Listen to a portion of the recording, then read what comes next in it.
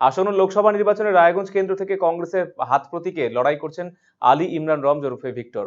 Forward ব্লকের প্রাক্তন বিধায়ক ভিক্টর সম্প্রতি দল পরিবর্তন করে কংগ্রেসে যোগদান করেছে। এবারে রায়গঞ্জ আসনটি পুনরুদ্ধারে তরুণ এই প্রার্থীর উপরে বাজি রেখেছে কংগ্রেস নেতৃত্ব। সূত্রে খবর, রায়গঞ্জ কেন্দ্রে কংগ্রেস প্রার্থীকে সমর্থন জানাতে চলেছে বাম নেতৃত্ব। প্রার্থী হবার পর আলী ইমরান রমজ বলে, জেলা সার্বিক উন্নয়ন তার লক্ষ্য। তিনি বলেছেন, স্বৈরাচারী বিজেপিকে হারাতে কংগ্রেসই সাধারণ মানুষের প্রধান ভরসা। রায়গঞ্জ লোকসভাতে বিজেপিরই প্রার্থী বিরুদ্ধে লড়াই করতে হবে কংগ্রেসকে। কেন, বিজেপি যাকে প্রার্থী করছে সেও বিজেপির প্রার্থী এবং তৃণমূল যাকে প্রার্থী করেছে সেও বিজেপিরই প্রার্থী।